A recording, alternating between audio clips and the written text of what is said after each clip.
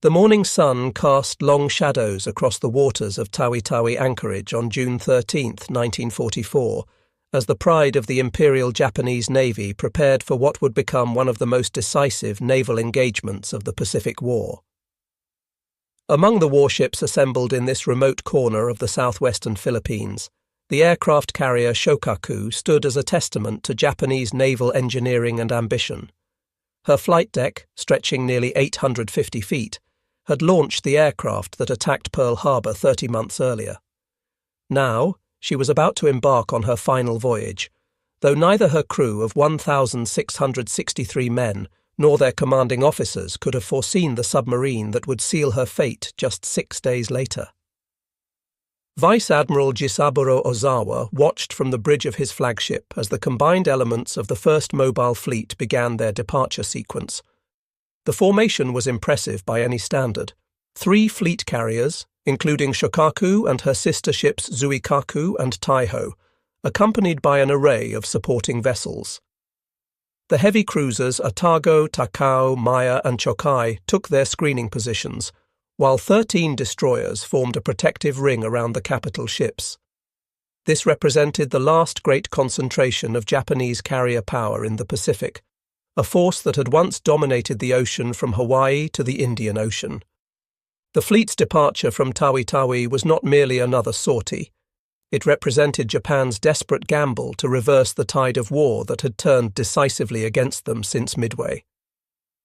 As the anchor chains rattled up through the hawse holes and the great vessels began to move, thousands of sailors stood at their posts, unaware that within a week, over 1,200 of them would perish in the warm waters of the Philippine Sea.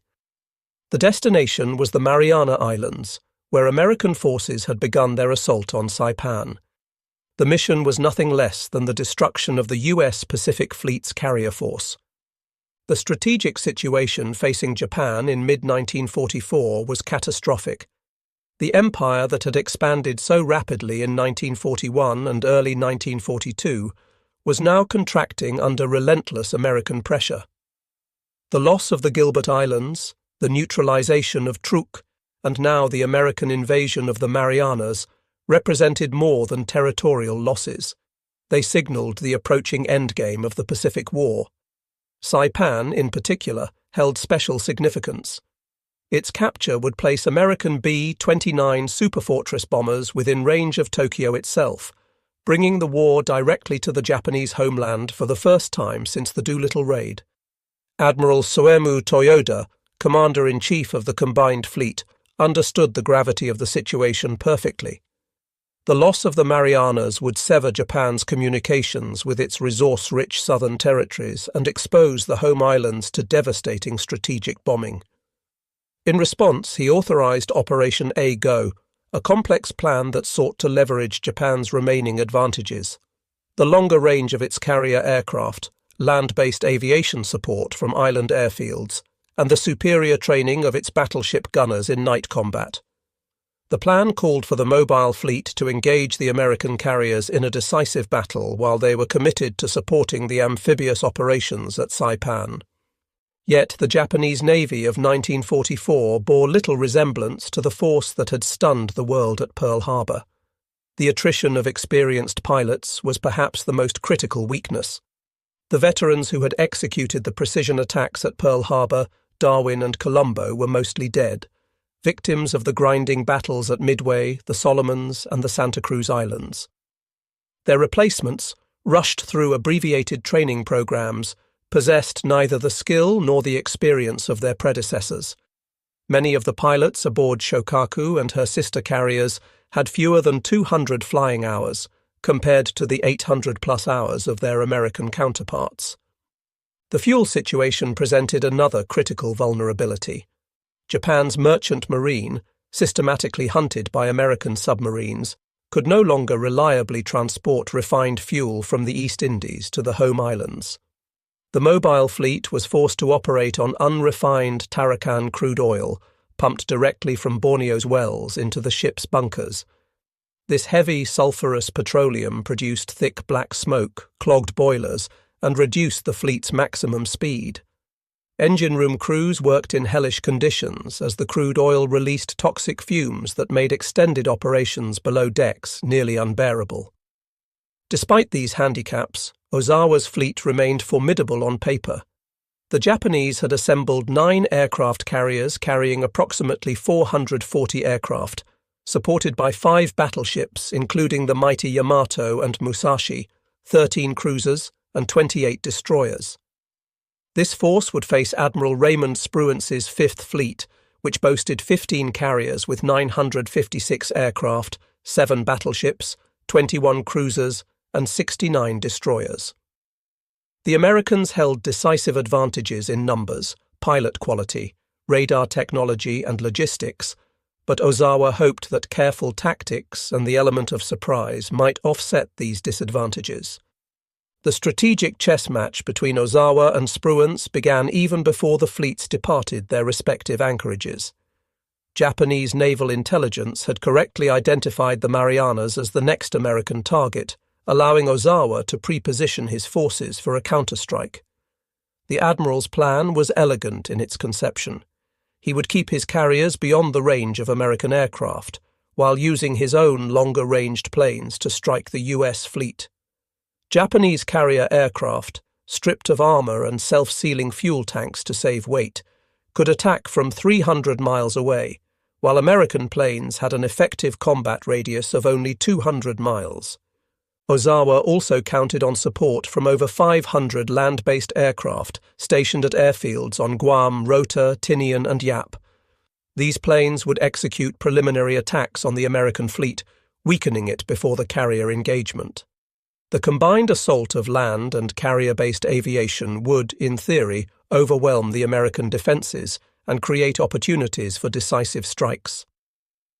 The Japanese admiral positioned his fleet in 3 groups: Van Force under Vice Admiral Takeo Kurita with the light carriers, Force A with Ozawa himself aboard Taiho along with Shokaku and Zuikaku, and Force B under Rear Admiral Takagi Joshima with the remaining carriers. Admiral Spruance, commanding the American forces, faced a complex tactical problem. His primary mission was to protect the amphibious forces at Saipan, but he also needed to engage and destroy the Japanese fleet if the opportunity arose. Intelligence reports from coast watchers and signals intercepts indicated that a major Japanese naval force was approaching, but its exact composition and intentions remained unclear. Spruance positioned his Task Force 58, divided into 4 carrier groups, to the west of the Marianas, creating a barrier between the Japanese and the invasion beaches. The submarine force under Admiral Charles Lockwood played a crucial but often overlooked role in this strategic positioning. Lockwood had studied Japanese naval patterns and correctly anticipated that any relief force would pass through the Philippine Sea. He positioned his submarines in a scouting line, creating what he called the NA line, a series of patrol zones that would serve as an early warning system. 4 submarines, Albacore, Bang, Finback, and Stingray, were positioned at precise coordinates, forming a net through which the Japanese fleet would likely pass. What Lockwood didn't anticipate was that another submarine, not originally part of his carefully planned deployment, would achieve one of the most significant victories of the submarine war. USS Cavalla, on her maiden war patrol, was about to intersect with destiny. Her commanding officer, Lieutenant Commander Herman Kossler, had received orders to patrol east of the Philippines, but changing circumstances would soon place his boat directly in the path of Ozawa's advancing fleet. The USS Cavalla, SS-244, represented the pinnacle of American submarine design in 1944. Built at the Electric Boat Company's shipyard in Groton, Connecticut, she was a Gato-class fleet submarine, one of 77 boats of her class that would serve as the backbone of the U.S. submarine force throughout the war. Laid down on March 4, 1943, and launched on November 14 of the same year, Cavalla was commissioned on February 29, 1944, under the command of Lieutenant Commander Herman Kossler, a 36-year-old career naval officer from Ohio who had graduated from the Naval Academy in 1930. At 311 feet, 9 inches in length and displacing 1,526 tons on the surface, Cavalla was a formidable weapon of war. Her pressure hull, constructed of high tensile steel, could withstand depths of up to 400 feet, though her test depth was listed at 300 feet. Powered by 4 Fairbanks Morse diesel engines generating 5,400 horsepower on the surface, and 4 General Electric motors producing 2,740 horsepower when submerged, she could achieve speeds of 20.25 knots surfaced and 8.75 knots submerged. Her range was equally impressive, 11,000 nautical miles on the surface at 10 knots, though this was reduced to 48 hours at 2 knots when operating on battery power underwater. The submarine's primary armament consisted of 10 21-inch torpedo tubes, 6 forward and 4 aft, with storage for 24 Mark 14 or Mark 18 torpedoes. Each Mark 14 torpedo was 20 feet, 6 inches long, weighed 3,280 pounds, and carried a 643-pound Torpex warhead capable of breaking the back of all but the most heavily armoured warships. The troubled history of the Mark 14, with its defective magnetic exploder and tendency to run deeper than set, had largely been resolved by 1944, making Cavalla's torpedoes far more reliable than those used earlier in the war. Secondary armament included a 5-inch 25 caliber deck gun with 200 rounds and 2.50 caliber machine guns for anti-aircraft defence. Cavalla's crew of 72 officers and enlisted men had spent 3 months in intensive training before departing on their first war patrol. The submarine community was unique within the Navy. Officers and enlisted men lived and worked in extraordinarily close quarters, creating a level of interdependence unknown in the surface fleet. Every man, from Kossler down to the most junior seaman, had to qualify on every system aboard the boat. Lives depended on each crew member being able to perform any critical function in an emergency, whether operating the diving planes, managing the trim tanks, or firing torpedoes. The boat's technology represented the cutting edge of submarine warfare. Her SJ surface search radar could detect enemy vessels at ranges up to 12 miles in good conditions, while the SD air search radar provided warning of approaching aircraft. The ST periscope radar, though temperamental, allowed for precise range finding during attack approaches. Below the waterline, JK sound gear enabled the submarine to track targets acoustically, though the system was primitive compared to what would emerge later in the war.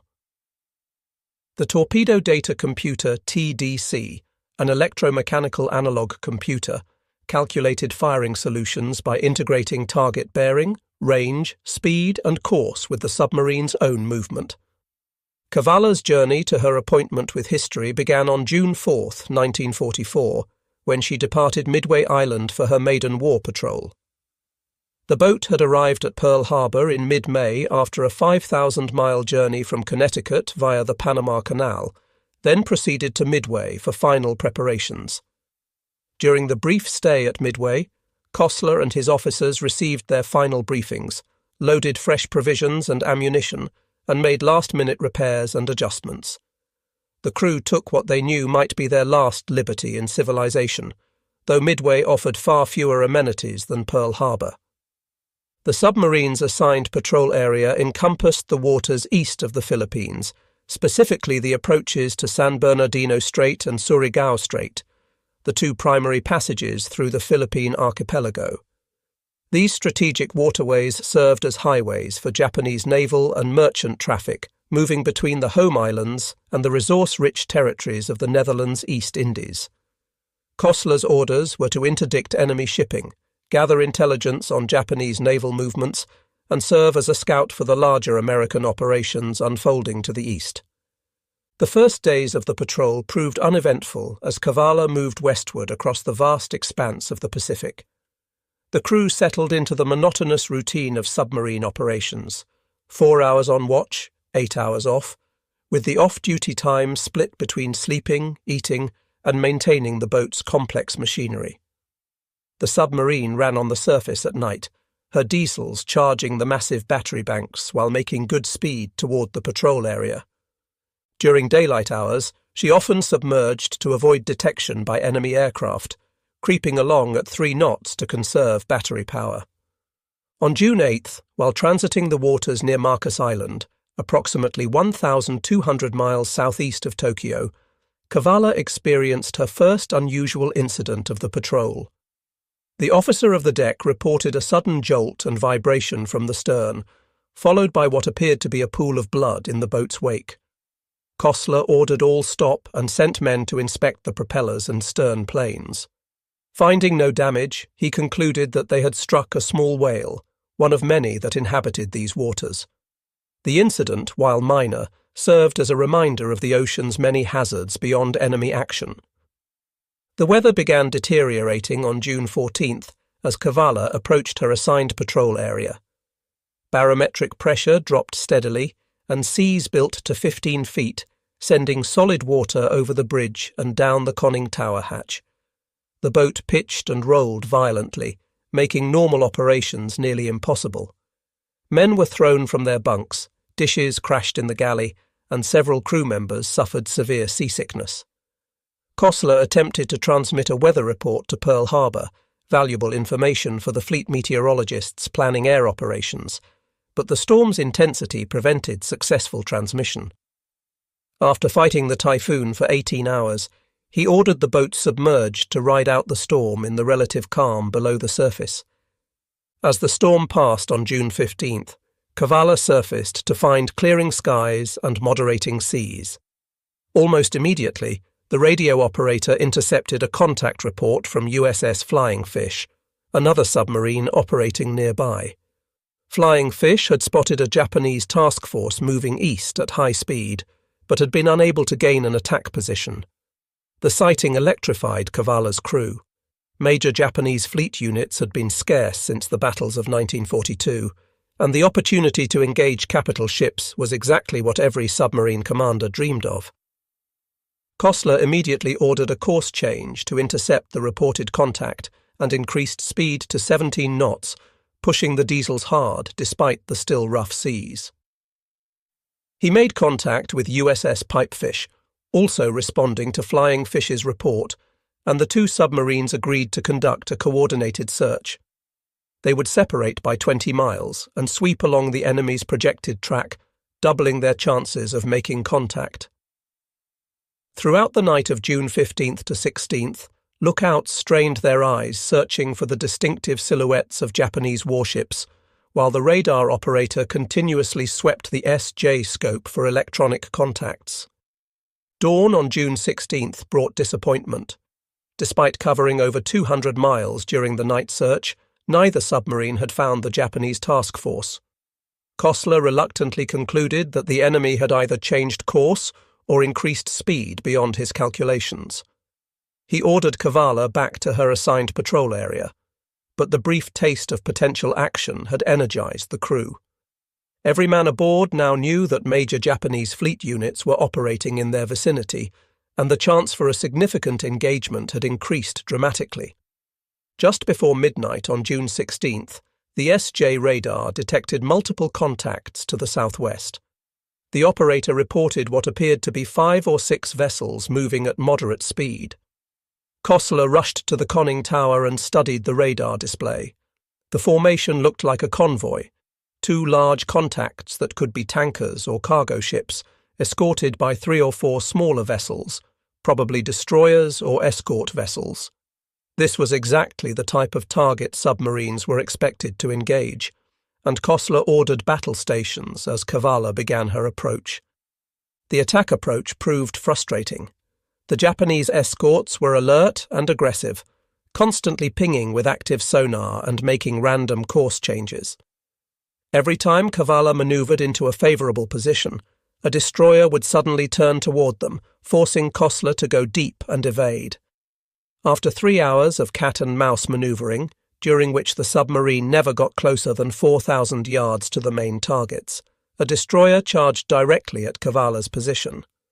Kossler ordered an emergency dive to 300 feet, rigged for silent running, and waited as the escort passed overhead, the sound of its screws clearly audible through the hull. When Cavalla finally surfaced at 0200 on June 17th, the convoy had vanished into the darkness. Kossler was frustrated but philosophical. Such was the nature of submarine warfare. What he didn't know was that the convoy he had been pursuing consisted of fleet oilers supporting Ozawa's mobile fleet. Had he successfully attacked these vessels, the Japanese carriers would have been forced to curtail their operations due to fuel shortage. Sometimes in war, the attacks that fail have as much historical significance as those that succeed. The afternoon of June 17th brought new orders from ComSubPac. Based on multiple submarine sightings and signal intelligence, Admiral Lockwood was repositioning his boats to intercept what was clearly a major Japanese fleet movement. Cavalla was ordered to take position at 1300 north, 13700 east, approximately 350 miles west of Guam. Kossler plotted the new position and ordered a course change, pushing the boat hard to reach the assigned coordinates before the expected Japanese arrival. At 19:45 hours on June 17th, as Cavalla raced toward her new position, the SJ radar operator reported a faint contact bearing 290 degrees, range 30,000 yards. The contact was intermittent, appearing and disappearing with each radar sweep, suggesting it was at the extreme range of the equipment. Kossler ordered a course change to close the contact and increased speed to maximum. As the range decreased, more contacts appeared on the radar screen. First 2, then 4, then 7 distinct returns. By 2015 hours, Kossler had identified what could only be a major Japanese task force. The radar returns indicated at least 7 large vessels moving at 19 knots on a base course of 045 degrees. The formation was zigzagging, a standard anti-submarine tactic, but the base course suggested they were heading toward the Marianas. Through careful plotting, Kossler identified what appeared to be at least one aircraft carrier, several possible battleships or heavy cruisers, and screening destroyers. This was no merchant convoy. Cavalla had stumbled upon a major element of the Japanese fleet. The decision Kossler faced was one of the most difficult in submarine warfare.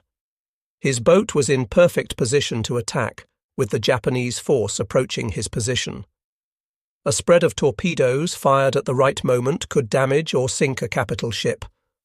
But Kossler also understood the strategic importance of his discovery. Admiral Spruance's fleet needed to know the location, composition and course of this Japanese force. The information was potentially more valuable than any damage Cavalla alone could inflict. After a brief consultation with his executive officer, Kossler made the harder choice. He would forego the attack and surface to transmit a contact report. Surfacing a submarine in proximity to enemy warships violated every instinct of submarine warfare, but Kossler knew the stakes.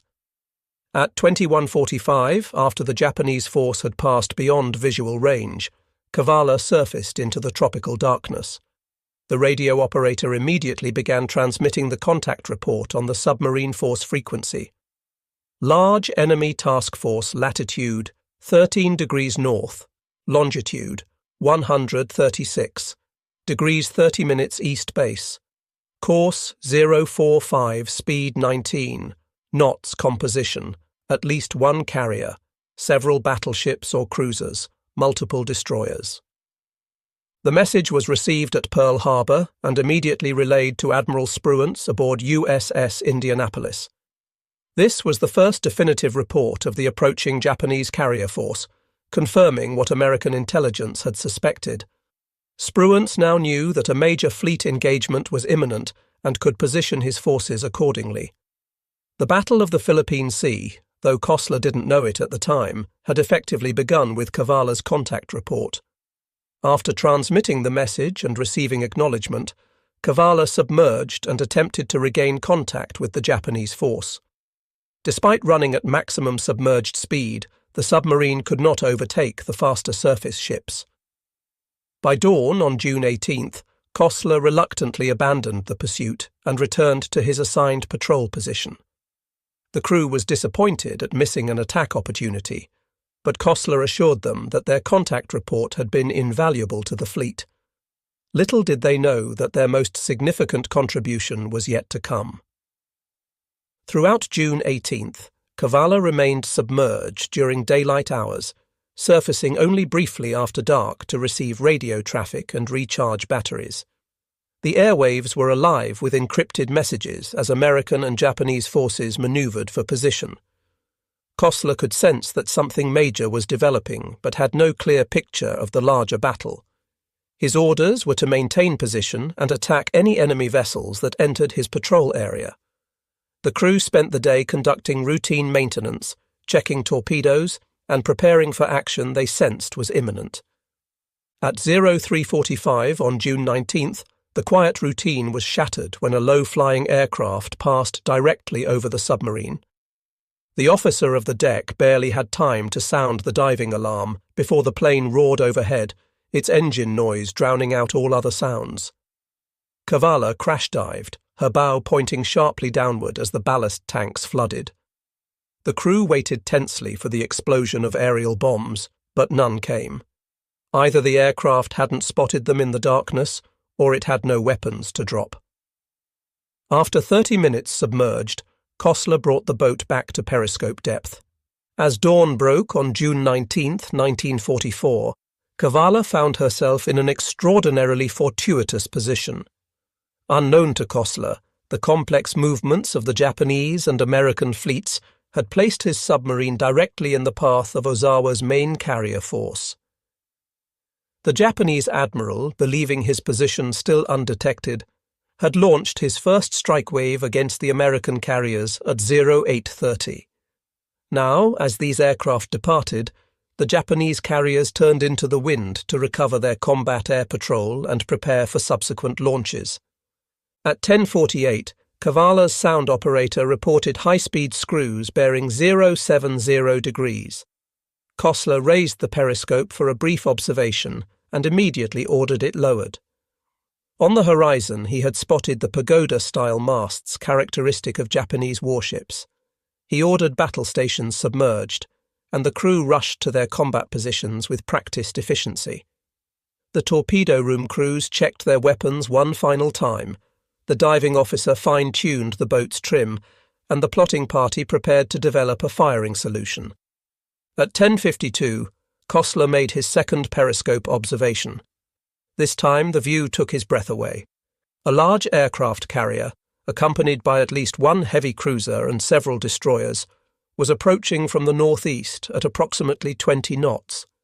The carrier was recovering aircraft, with planes circling overhead waiting their turn to land. The flight deck was crowded with aircraft that had already recovered, their wings still extended. Kossler estimated the range at 12,000 yards, too far for an effective torpedo attack, but the carrier's course would bring it much closer. The next 15 minutes required exceptional submarine handling. Kossler needed to maneuver Cavalla into an optimal firing position without being detected by the screening destroyers. He could only afford brief periscope observations, as the escorts were actively searching for submarines. The TDC operator continuously updated the firing solution based on Kossler's observations and the sound bearings provided by the sonar operator. The carrier was identified as a Shokaku-class vessel based on its distinctive profile, the small island structure offset to starboard, the massive flight deck, and the unique arrangement of anti-aircraft guns. At 11:10, Kossler made what he intended to be his final observation before firing. The carrier, now positively identified as either Shokaku or Zuikaku based on the pagoda mast and flight deck configuration, was at a range of 5,000 yards and closing. The angle on the bow was nearly perfect for a broadside shot. However, the destroyer Urikaze was moving into a position that would block the torpedo run. Kossler had to make a split-second decision: wait for the destroyer to clear and risk losing the shot, or fire immediately and hope the destroyer didn't interfere with the torpedo tracks. At 11:18, with Shokaku at a range of 1,200 yards, Kossler made his decision. "Fire one," he commanded, and the first torpedo left Cavalla's number 1 tube with the characteristic shudder and high-pressure air discharge. At 8-second intervals, 5 more torpedoes followed, spreading in a fan pattern calculated to ensure at least some hits, regardless of any last-minute course changes by the target. The torpedo run was set for 15 feet, shallow enough to strike above the carrier's armour belt, but deep enough to avoid surface turbulence. Even as the sixth torpedo was leaving its tube, Kossler ordered, "Take her deep, flood negative, full dive on the bow planes." Cavalla's bow angled sharply downward as tons of water flooded into the negative tank. The submarine was passing 100 feet when the first explosion resonated through the water, a deep, satisfying boom that brought smiles to the crew's faces despite their precarious situation. 8 seconds later, a second explosion, then a third. Kossler had hoped for 4 hits, but 3 was an excellent result against a manoeuvring target. Aboard Shokaku, the first indication of danger came when a lookout spotted torpedo wakes approaching from starboard. The officer of the watch immediately ordered full right rudder and emergency speed, but it was too late. The first torpedo struck amidships at frame 145, tearing a massive hole in the hull and flooding the No. 3 boiler room. The second hit further forward, destroying aviation fuel bunkers and starting fires among the aircraft parked on the hangar deck. The third torpedo struck near the forward elevator, causing it to jam in the raised position and rendering flight operations impossible. The carrier immediately took on a severe list to starboard as thousands of tons of water poured through the gaping holes in her hull. Damage control parties struggled to contain the flooding, but the situation was complicated by the aviation gasoline fires spreading through the hangar spaces. The ship's commanding officer, Captain Matsubara Hiroshi, ordered counterflooding to correct the list, but this only reduced the carrier's reserve buoyancy. Within minutes of the torpedo strikes, Shokaku had slowed to 12 knots and was clearly in mortal danger. Back aboard Cavalla, the celebration was short-lived. 2 minutes after firing, the first depth charges detonated above and behind the submarine.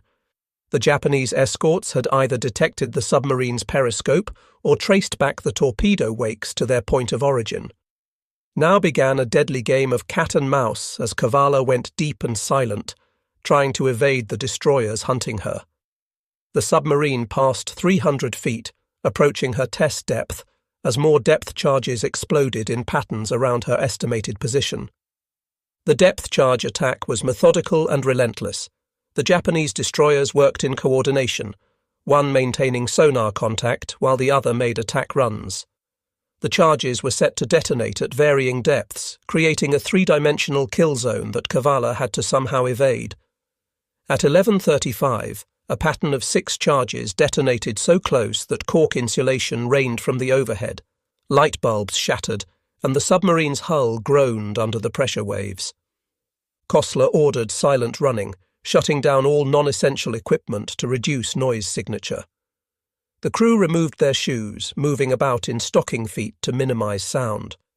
The air conditioning was secured, and within minutes, the temperature inside the submarine began rising toward unbearable levels. Men stood at their stations sweating profusely, breathing shallowly to conserve the increasingly stale air. In the manoeuvring room, electricians watched the battery gauges slowly decline, calculating how long they could maintain submerged operations. At 11:44, the sound operator reported a destroyer passing directly overhead. The crew could hear the rhythmic thrashing of the escort's screws growing louder, reaching a crescendo as the vessel passed over them, then gradually fading. Everyone braced for the depth charges that would surely follow, but surprisingly, none came. Either the destroyer had lost contact or was repositioning for a better attack angle. Kossler used this respite to order a course change, hoping to slip away from the search area while the destroyers regrouped. For the next 2 hours, Cavalla played a desperate game of evasion.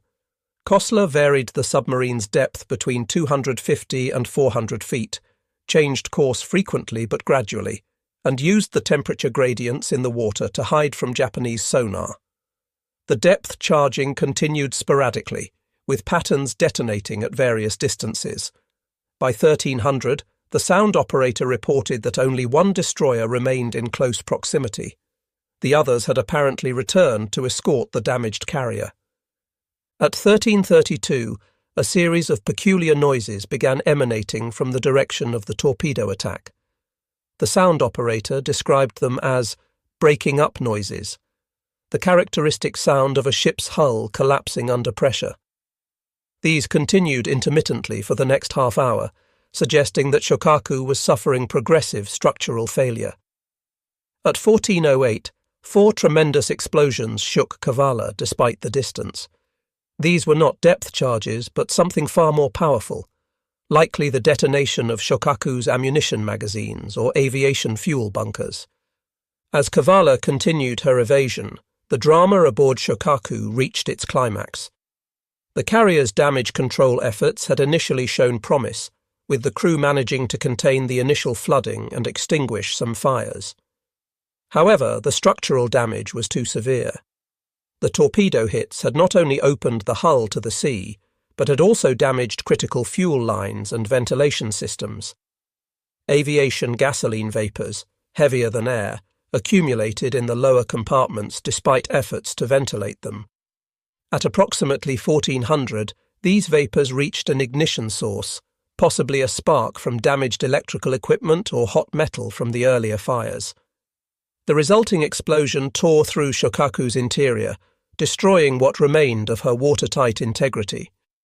The blast was so powerful that it lifted the armoured flight deck several feet, sending aircraft and crew members flying. Secondary explosions followed as ready ammunition for the anti-aircraft guns cooked off in the intense heat. Captain Matsubara ordered abandon ship at 14:10, but many of the crew were already trapped below decks by fire, flooding or structural collapse.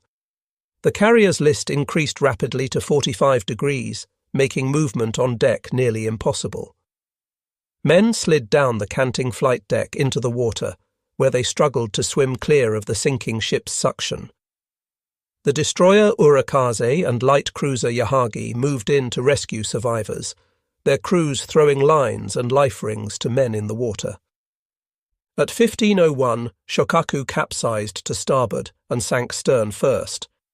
As she went down, more explosions erupted from within her hull, possibly from boilers contacting cold seawater or remaining ammunition detonating.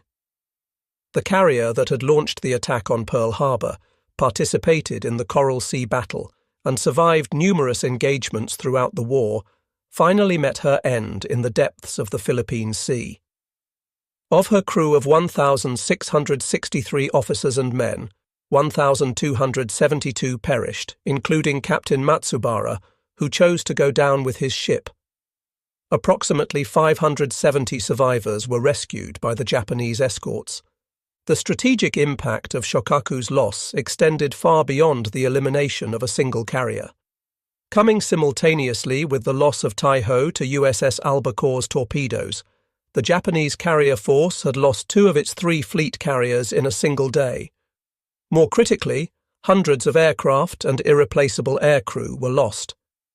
The Japanese naval aviation, already weakened by attrition, would never recover from the losses suffered on June 19, 1944, a day that would become known to American aviators as the Great Marianas Turkey Shoot.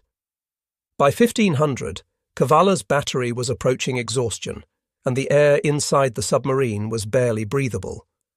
Carbon dioxide levels had risen to dangerous levels, causing headaches and lethargy among the crew. Kossler made the decision to come to periscope depth despite the possibility of enemy destroyers still searching for them. To his relief, the periscope revealed empty ocean in all directions. The Japanese escorts had departed, either to rescue Shokaku survivors or to rejoin what remained of their carrier force. At 1900, after more than 7 hours submerged, Cavalla surfaced into the tropical twilight. The crew immediately started the diesel engines, bringing blessed fresh air into the fetid submarine. Men stumbled topside, gulping the clean ocean air and cooling themselves in the spray breaking over the bow. The batteries began their long recharge cycle, and the air conditioning was restored, gradually bringing the interior temperature down from its peak of 125 degrees Fahrenheit.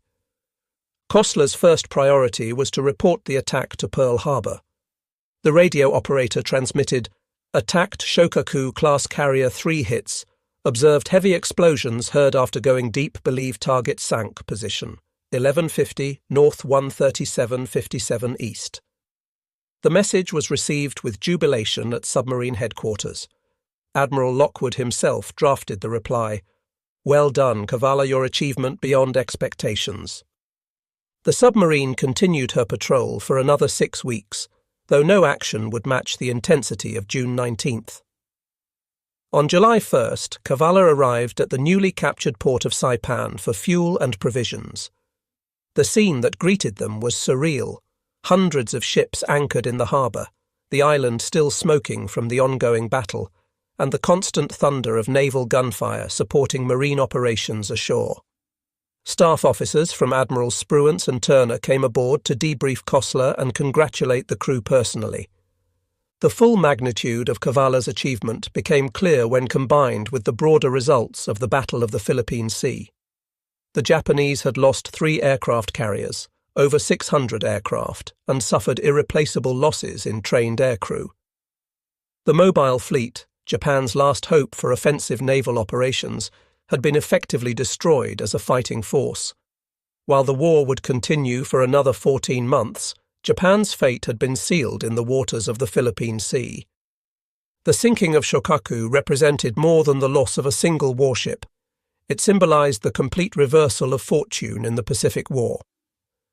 The carrier that had launched the surprise attack on Pearl Harbor, participating in Japan's stunning early victories, had been destroyed by a submarine from the nation she had helped awaken to war. The irony was not lost on naval historians or the American public when the story was released after the war's end. Cavalla's success on her first war patrol established her as one of the most celebrated submarines in the Pacific Fleet. She would complete 5 more war patrols, sinking 3 additional Japanese vessels. The exact tonnage of her subsequent victories varies in different records, but her most significant achievement remained that single spread of torpedoes fired on June 19, 1944. Lieutenant Commander Kossler was awarded the Navy Cross for his actions, and Cavalla received the Presidential Unit Citation for her first patrol.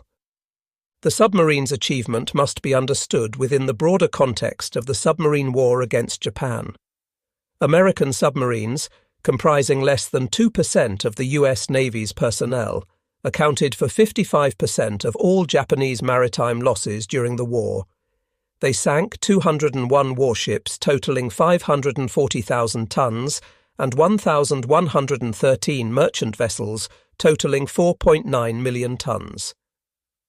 This guerre de course effectively strangled Japan's island empire, cutting off vital resources and isolating outlying garrisons. The sinking of capital ships like Shokaku grabbed headlines, but the steady attrition of Japan's merchant marine ultimately proved decisive. The tactical lessons from Cavalla's attack influenced submarine doctrine for the remainder of the war. Kossler's decision to report the enemy task force before attacking demonstrated the strategic value of submarines as scouts for the fleet. His patience in achieving an optimal firing position, making only 3 periscope observations during the approach phase, became a textbook example of fire control technique. The successful evasion of the subsequent depth charge attack validated American submarine construction techniques and damage control training. Post-war analysis revealed interesting discrepancies between American and Japanese accounts of the attack.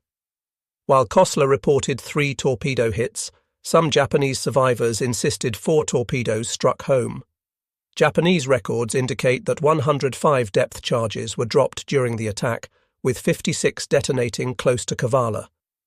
The exact cause of the final explosions that doomed Shokaku remains debated, whether it was aviation fuel vapors, ammunition magazines, or a combination of factors. What remains undisputed is that Cavalla's attack, combined with Albacore's torpedoing of Taiho, eliminated 2/3 of Ozawa's carrier strength in a single day. The human cost of Shokaku's sinking deserves remembrance. The 1,272 Japanese sailors who perished were not fanatics or war criminals, but professional seamen doing their duty as they understood it. Many were conscripts barely out of their teens, others veteran sailors who had served aboard Shokaku since her commissioning. Their deaths, while necessary in the context of total war, represent individual tragedies multiplied 1,200-fold. Among the dead were many veteran officers who had served with distinction throughout the war. The location of Shokaku's wreck remains unknown to this day. Unlike many other major warships from the Pacific War that have been discovered by deep-sea exploration teams, Shokaku's final resting place in the Philippine Sea has yet to be located. The carrier lies somewhere in the depths of the ocean, her hull likely broken by the massive internal explosions that sealed her fate. For the families of the 1,272 men who went down with her, the lack of a known grave site remains a source of continuing grief. Cavalla herself survived the war and continued to serve the United States Navy in various capacities until 1969. She was designated a National Historic Landmark in 1982 and is now preserved as a museum ship at Seawolf Park in Galveston, Texas. Visitors can walk through her narrow compartments, peer through the periscope that Kossler used to target Shokaku, and stand in the control room where life-and-death decisions were made in split seconds. The submarine stands as a tangible reminder of the courage and skill of the silent service. The strategic implications of the Battle of the Philippine Sea, and Cavalla's role in it, extended beyond the immediate military victory. The destruction of Japanese carrier aviation opened the way for the liberation of the Philippines, the invasion of Iwo Jima and Okinawa, and ultimately the planned invasion of Japan itself. While that invasion proved unnecessary due to Japan's surrender following the atomic bombings, the naval supremacy established in June 1944 made those subsequent operations possible. In the grand narrative of World War II, the sinking of Shokaku by Cavalla represents a perfect microcosm of the Pacific War's evolution.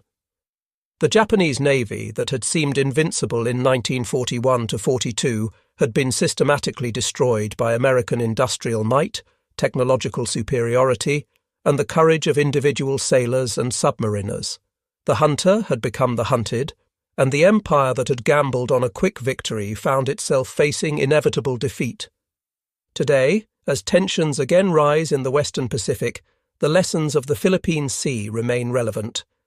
The importance of submarine warfare, the value of intelligence and reconnaissance, the critical nature of trained personnel, and the decisive impact of technological advantage all echo through the decades. The story of Cavalla and Shokaku reminds us that naval supremacy, once lost, is difficult to regain, and that wars at sea can be decided in moments by the actions of relatively small units.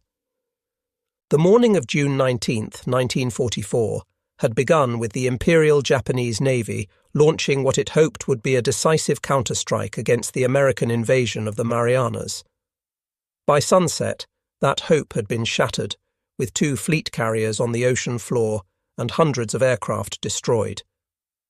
Among the many heroes of that day, the 72 men aboard USS Cavalla had played a pivotal role, demonstrating that in naval warfare, a single submarine with a determined crew could change the course of history. Their achievement stands as a testament to the submariners' motto, "We sink 'em regardless." As Herman Kossler would later reflect in his memoirs, the attack on Shokaku was both the culmination of years of training and preparation and a matter of being in the right place at the right time. But as the great Admiral Chester Nimitz observed, luck is frequently the reward of those who are prepared to take advantage of opportunities. Cavalla was prepared, the opportunity presented itself, and the result was one of the most significant submarine attacks of the Second World War. The submarine that had left Groton just months earlier as another boat in the Gato class had earned her place in naval history, writing her name in the annals of the silent service with torpedoes rather than ink.